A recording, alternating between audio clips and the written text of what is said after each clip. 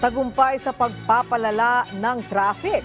Ito ang reaksyon ni DOTR Secretary Jaime Bautista hinggil sa ikinasang tigil pasada ng grupong Manibela at Piston.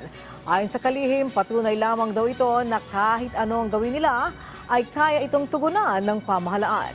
Kaugnay nito, sinabi ni Bautista na posibleng may kaharapin ang mga nakilahok sa transport strike.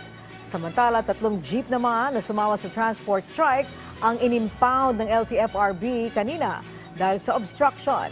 May mga sumali din ng mga jeep na tigil pasada ang inisyuhan ng show cause order ng LTFRB. Habang ang ilan ay mga kolorum na daw, sabi ng LTFRB.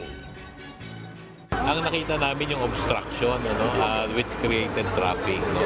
Kasi yung meron naman silang right talaga na ipaglaban yung kanilang karapatan. No?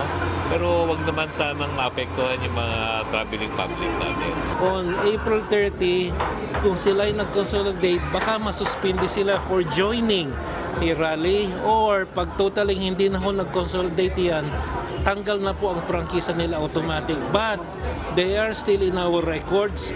We will monitor them after April 30.